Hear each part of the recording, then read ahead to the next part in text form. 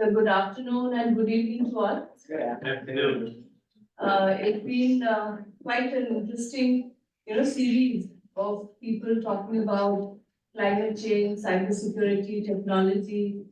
But I just wanted to ask a question, although I see mostly empty chairs, but there are still some good souls around. So, how many of us want to be happy? Yeah. Yeah? How many of us This is a choice. believe to have some hope for a better world, for a better life? How many of us? Okay, great. So in this very chaotic and the VUCA world that we all are witnessing, can we think about a bit of mindfulness? I think I'm getting this interesting opportunity to today, talk about it, and then of course my colleague Dr. Puri is going to take a session on mindfulness meditation. I'll tell you, it has been a journey for us. She's also a co-researcher. Among other things that I did, work on leadership, academic administration, talking about technology, advocacy about flexibility, credit system. I think this became a passion, being a scholar of psychology and management. And I think we started a journey together many years back, more than a decade, almost 2 decades back. And we founded a foundation called Tribal Foundation in India, which is committed to upliftment of mental health. And it's not just people who are suffering, it is for all of us.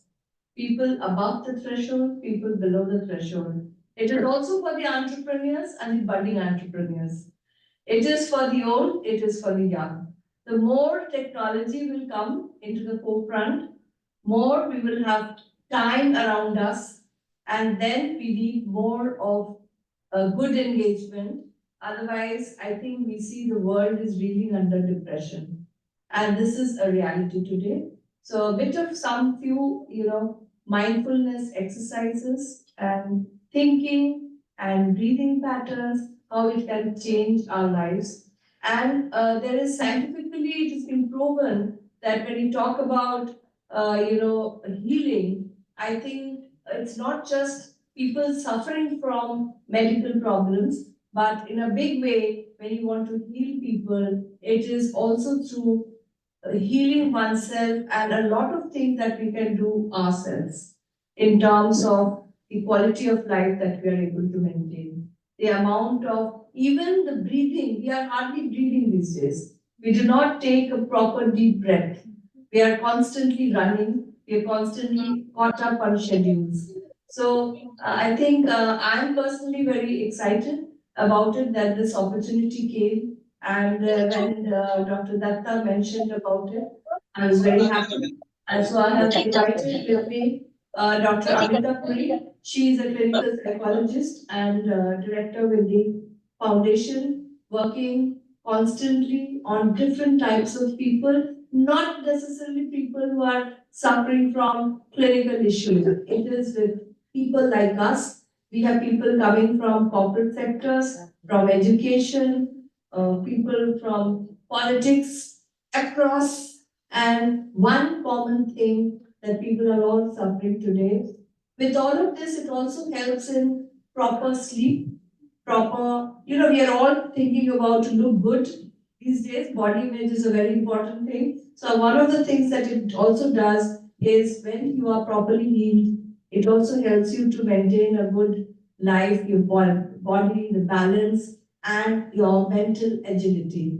Because as you age, we talk about Alzheimer's, we talk about other dementia and other problems. It has been seen that if you bring in mindfulness early, it is always better. And sadly, you'll be surprised to know that people who have been very busy in life, multitasking, but suddenly it also crops up to everybody. So I think all of us, we really need to work on that. We are talking about the bigger problems in life, but if you want to change, you can't change the entire world, you can't change the entire country, but we can make a small change in our own lives and change the lives of people around us. So with these words, I now request Dr. Puri to take this forward, and let's all experience some moments of peace and tranquility. Yeah, thank you, Dr. Padmakali, for talking about mental health and meditation in such a beautiful way to do in this session. Enough of talk since the morning, enough of exercising our cognitive abilities. Now is the time. Now is the time to have a date with ourselves, our own self. So I would be doing some activity with you. So I would request each one of you to please close your eyes and just let yourself go in the moment. Close your eyes. Generally, when we do it, we tend to switch off the lights, but that we're not doing right now. But please close your eyes and loosen up your body limbs from head to toe.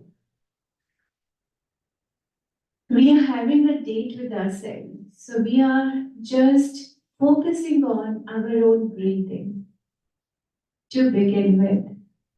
The rhythmic pattern of our own breathing. We are breathing in and breathing out.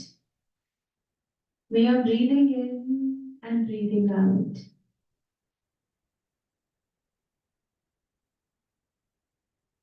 Thoughts may come and go. Thoughts may come and go. Let them come, let them go. We are just not talking to those thoughts.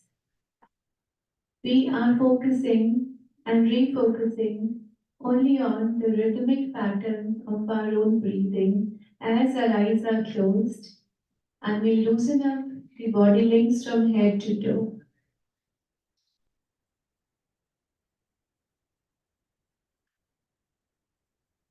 The rhythmic pattern of our own breathing. And as we breathe in, visualize as if our mind is being plugged into the power of the universe. As we breathe in, visualize as if our mind is being plugged into the power of the universe. So we breathe in, power in. Each and every cell of ours from head to toe, each of our cells, matter.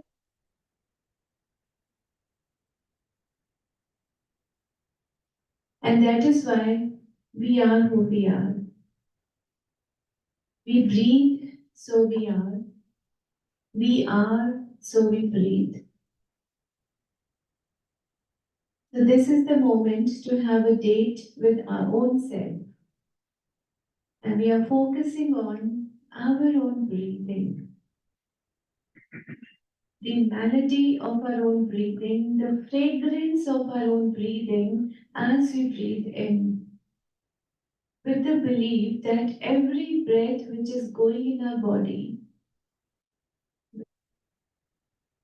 breath which is going in our body, is making us more and more stronger emotionally. And each and every cell of our body, as we breathe in, is becoming relaxed, recharged, refreshed, rejuvenated.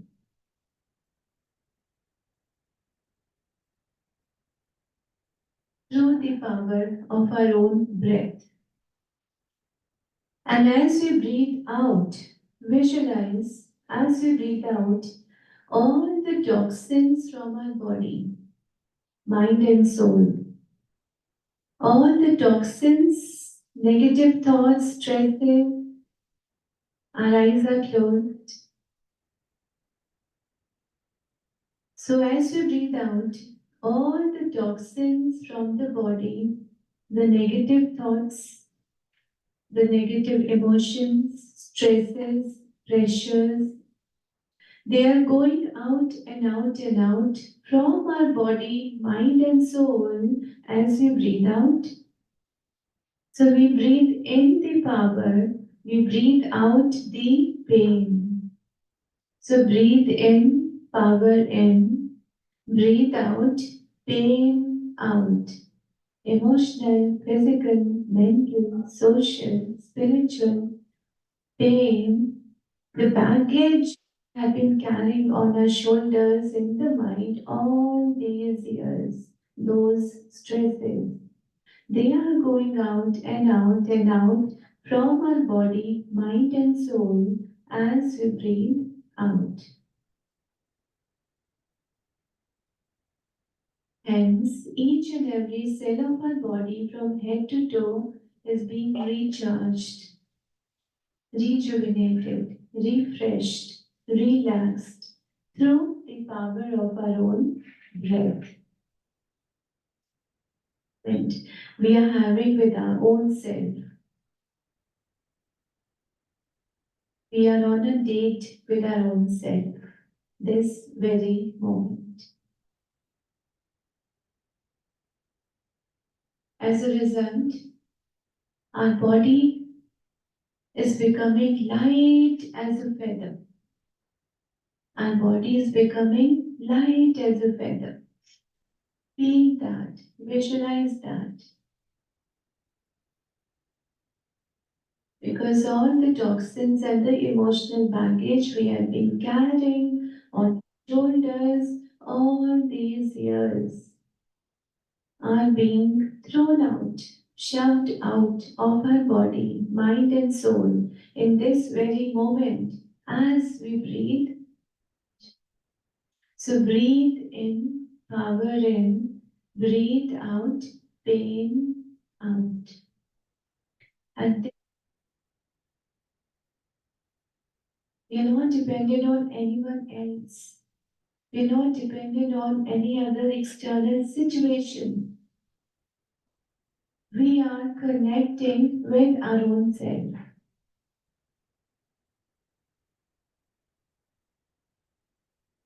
And now, slowly, slowly, visualize beam of white light coming from the universe. Beam of white light coming from the universe.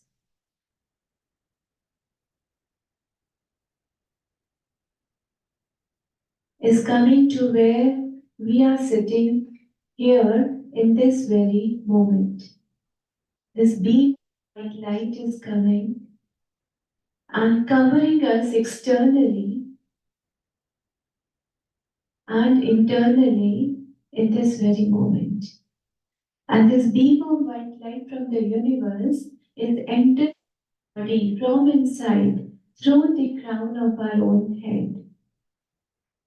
And as it enters our head muscles, tissues, membranes are being washed, cleansed, rinsed, and purified in this white light.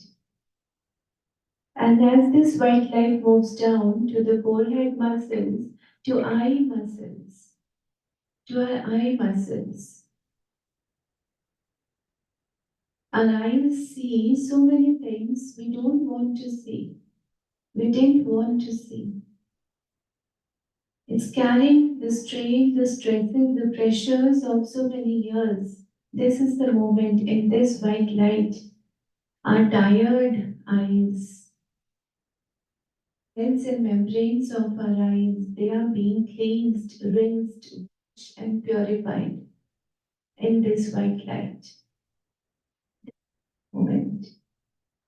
And as this energy, this white light is moving down to our cheeks, nose, chin, lips, our facial muscles are being cleansed, rinsed, washed, and purified in this white light. So many things, events, happenings, all these years, we have been facing it. Our facial muscles have been supporting us through all those turbulent emotions and happy moments too. And through this white light, with this white light, our facial muscles are being cleansed, rinsed, washed, and purified. And our ears, so for so many years, our ears were hearing many things, heard many. Maybe we didn't want to hear, but we had to hear them.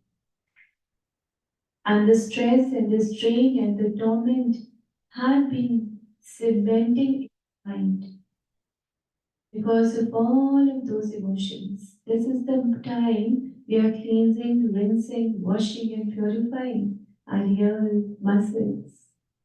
And this energy is moving to our neck, back of the neck. Feel the flow. Abdomen, chest muscles, back, upper back, lower back, spine, lower spine, hip muscles, thigh muscles, knees. This energy is flowing to the calf muscles, front of the legs, feet, ankle, toes, tips of the toes, upper arm, lower arm, wrist, fingers, nails, tips of the nails. So our entire body is being relaxed, recharged this very moment. And it's a very, very special moment to be in. And because this moment we have been able to recharge ourselves, this very moment we have been able to recharge ourselves. This is the moment. Make a wish and manifest it. It will come. It will come true. It will happen. This is the power of the subconscious. This is the power of the subconscious mind. So this is the time, make a wish. Ask from the universe one thing which we wanted to have, but probably it was missing in our lives. It is still missing in our lives. Or we want to improve upon whatever we have, anything which comes to our mind. Ask for that. Ask the universe. This is the moment to do that.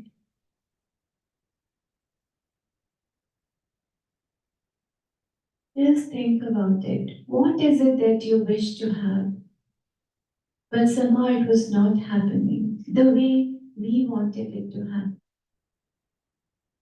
Visualize that. Which is that one thing we wanted to have, we want to have?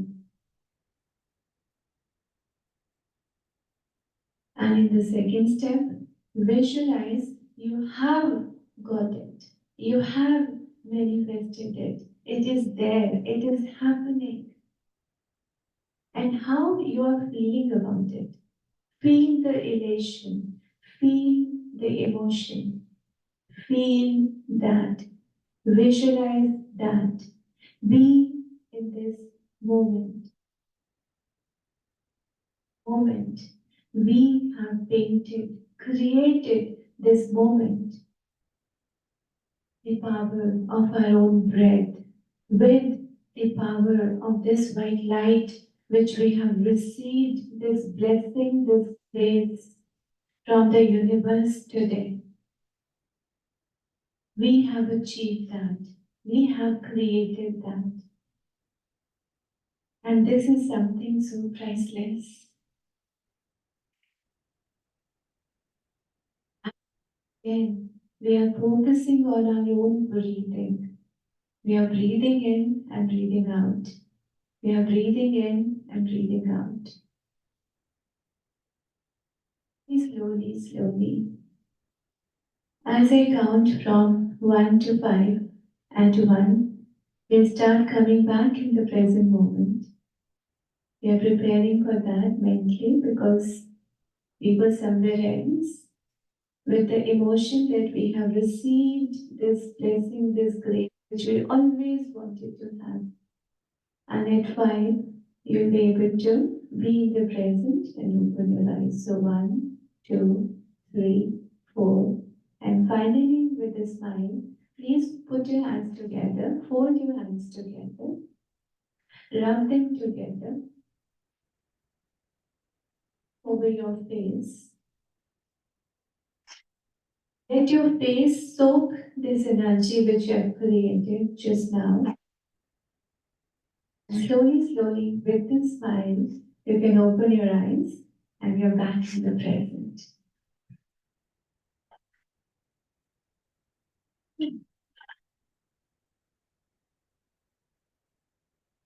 So thank you one and all for this participation, this very active participation.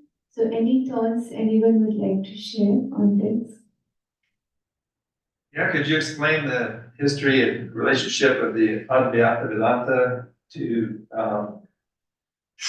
relate that to all the insanity that's happening in India today? I mean, you have this essential philosophy that the world's not real, it's projected out of our mind, the body's not real, that we can achieve peace.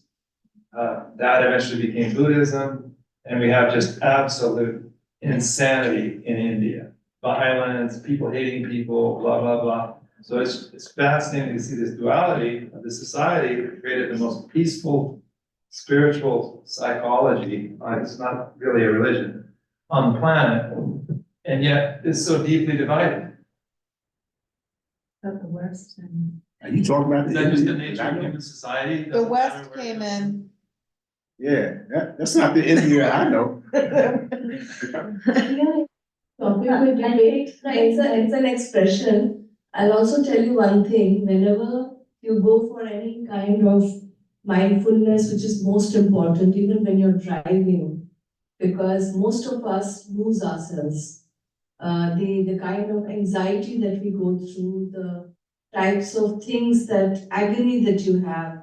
So sometimes it's good to have that freedom of expression like you currently did. Oh, no, I'm And, asking, I'm just asking about Indian society. In other words, I would expect the youth of society to embrace the practice of mindful meditation Yeah. more. Maybe I'm wondering if, No, It's just people are very doing, interesting. people, And Amita, let me take this actually, this about the Indian society, we might have to take another workshop. But the focus of today's is more about your breathing patterns, Oh, that okay. is scientifically helping individuals to heal better, to concentrate better, to be able to even today, the young teenage boys and girls are suffering from attention deficit. yeah. Yeah, so I think, and it's just not them, it's all of us. All these mobile phones, the technology that we have with us, what it is doing to us is it's driving us crazy. Yeah. So even to sit quietly for a few moments, you automatically heal because you are not doing it constantly. Sleep is the only thing that makes you away, takes you away because that's the only thing that they physiologically needed. But even there, people who had a very difficult day, a very day full of conflicts, are not able to sleep. So your rapid eye movements are much more. So when you don't sleep well, you have a bad day ahead. So I think that's the idea. And I think if you can take us to the next. The Right. thing, yeah, Next slide. yeah. So, what happens is that answering your question, Yeah. of course, as Dr. Padmasri said, that it's a topic for an entire day's workshop, and even then it may not be finished. That is one aspect. As a clinical psychologist, I can tell you my experience when I'm working with institutions and I'm working with youth most of the time, and working with CEOs in corporate, and most of the people today, they are going through anxiety, clinical anxiety, stress, and depression. So let's not talk about the spiritual side also, or a religion, or a society, or a country. Let's talk only about you, we as human beings. Yeah. And if you could feel peace even for a second, a fraction of a second, with this kind of because this is very scientifically prepared, and this is what we do. It's not only us; we are doing it. It's part of what we do in psychotherapy. It's a very scientific way of doing about things, That's very but powerful. increasing your productivity. And when we talk about, yeah, thank you. And when we talk about seven sense meditation, so there are six senses, all of us know. The seventh sense here, it represents the impeccable spirit of optimism. Oh, who is the sun? circle and O for optimism, and whose transcendental effects act as beacon of hope and inspiration to face life's challenges. So what I do with the people I interact with is when they come to me in the hospital in the OPD and they are suffering, they're going through, I'm not able to concentrate in my work, or my personal life is going to pieces, or I'm not happy, we create a magic, do something. No, these are the common things which the psychologists get to hear. Do something, to make me feel different. And how do you do that? So one of the ways is, there's seven sense, powerful mindful meditation. It works magically. And from my personal experience and of experience of people across the country also, and we train many interns and budding psychologists, budding mental health professionals, let's say. So one of the first things which I did today, and which is the first step, is breath awareness. We're just focusing on our own breath. The thoughts will come. We can't stop the thoughts, they will come. Only thing is, we learn consciously not to focus on those thoughts and instead refocus on our own breathing pattern. So we have got work to do, our mind has got work to do. That means we are not going to focus on those negative things which impact us time and again. So that is breath awareness, which is the first step, and that is what we did today. Then body scan. So when our eyes are closed, we are actually, which is the second step, actually able to scan our body even from inside. Once the white light meditation, or there are various forms to do that, but we do that. And then there are times when people would say, oh, I'm, at the back of my neck, or maybe in my abdomen area, or in my leg area, I can feel some, black color or something. The anxiety is stuck there. They are able to see that when they are scanning the body. And I'm speaking through personal experience with hundreds of people, clients all the time, every day. Then gratitude, attitude of gratitude. So whatever in every religion is also there, but the fact that we are thankful and grateful for each and every blessing we have. And we count those blessings. Nursery rhymes, there are various nursery rhymes which we have been teaching our little ones. Count your blessings, count them one by one. But when we start doing it ourselves as adults, trust me, our life becomes beautiful. And this is what we started off as, how to make our life beautiful by ourselves. Then visualization, some technique which little bit of that I did today. Yeah. So visualization, the power of visualization is also immense. When we were little, or even with your little ones, I'm sure all of us, we keep using this visualizing. Okay, just give them a dream and give the little ones a dream. Okay, I do this, or when you do this, you will have this, or whatever those small dreams when we talk about.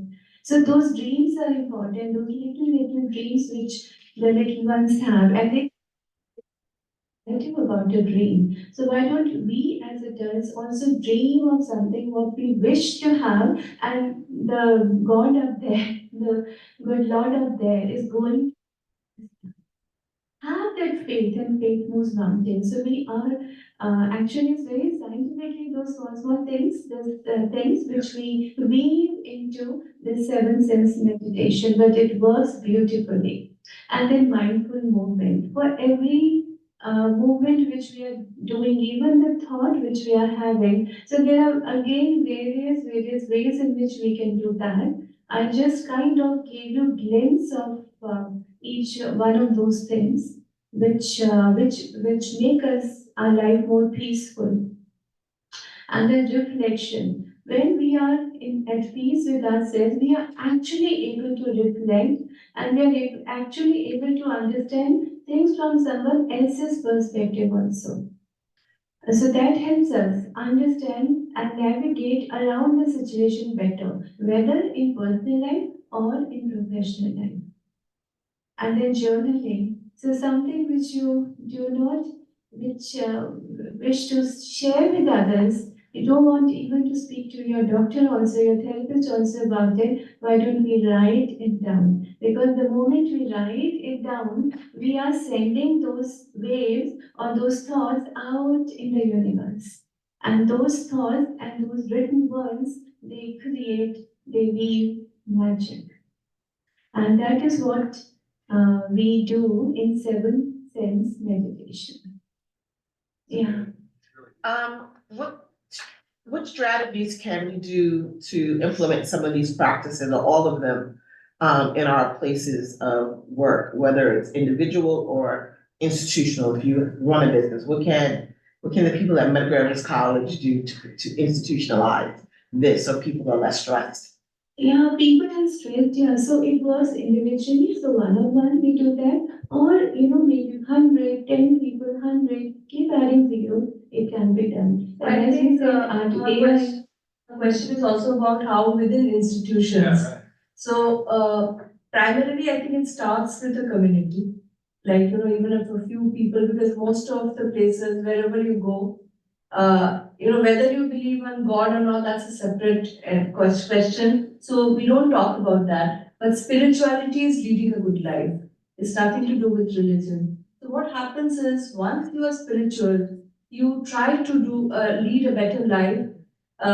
So one of the things that really supports is doing a service. So how do we really institutionalize is by doing some small acts of kindness. So we create a community where young people, because they are the most biggest sufferers, leading institutions in India, and we have students coming from across the countries, different parts of the neighboring countries, people from some parts of Africa.